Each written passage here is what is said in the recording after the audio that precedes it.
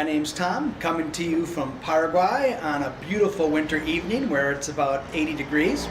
I'm making this video for primarily U.S. citizens, although people everywhere in the world might be able to benefit from it.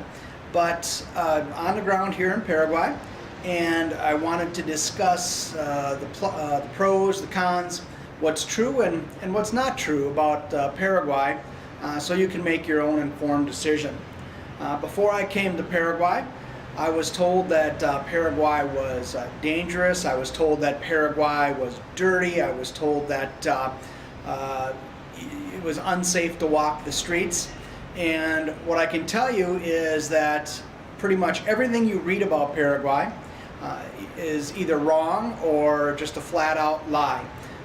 There is very little to fear in Paraguay. In fact, the security in Asunción, where I actually reside, is extremely good.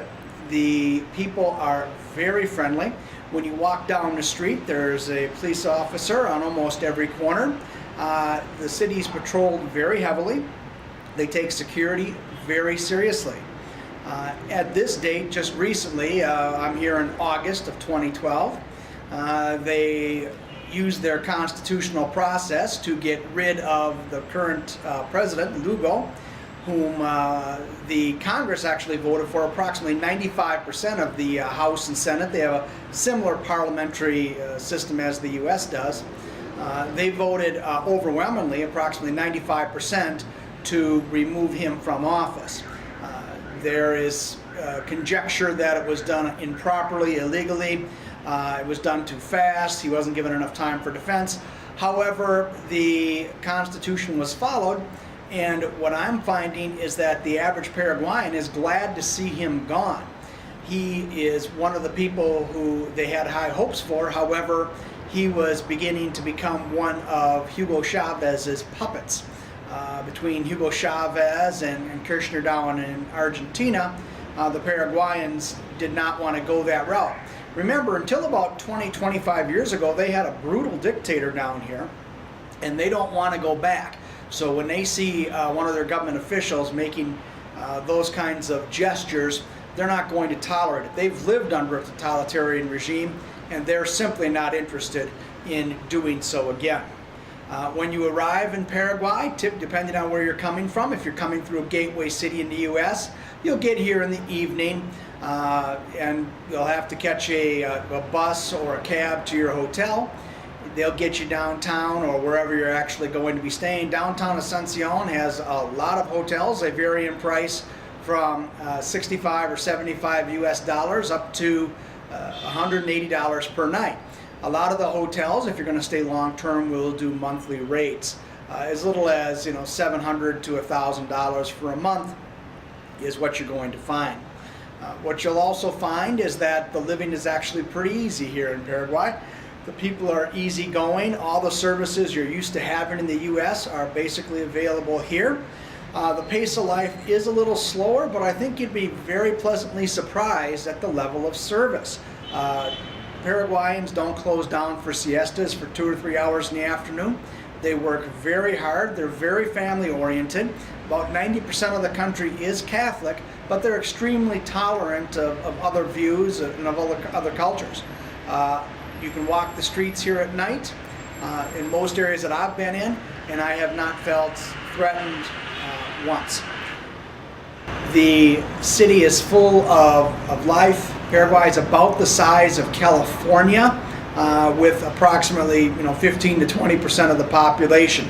So outside of Asunción, once you get outside of the city, about 30 miles, 40, 50 kilometers, the population density really drops off. The population is primarily clustered around Asunción.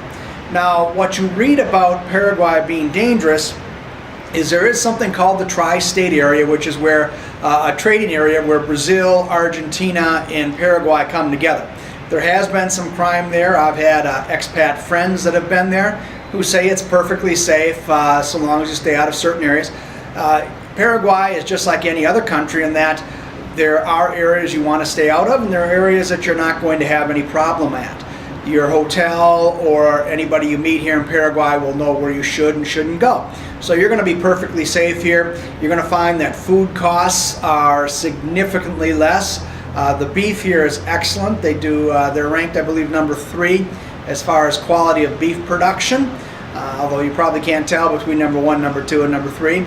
A lot of chicken. They eat a lot of bread here. You'll see a lot of bakeries. You'll see when you order your food, if you don't like carbohydrates, you better learn to read Spanish or ask for an English menu, because I thought I was ordering fish today with salad, and I ended up with fish with rice and mashed potatoes. It was excellent, but it's a lot of carbohydrates down here if you're on a carbohydrate restricted regimen. What I think you should probably do is you should probably look into coming down and checking it out for yourself. The flights can run from 800 on up. I came out of Chicago. You fly through Panama. The airfare was $880 round trip. You do want to buy trip insurance just in case you miss a connection or something like that you don't have a real problem as far as getting accommodations if you do miss a flight. When you get here, they'll pick you up at the airport. They'll take you to the hotel. That's all prearranged. As I've mentioned before, hotel rates are reasonable, and there's plenty to do in the city center. So you should plan on coming down and checking it out for yourself.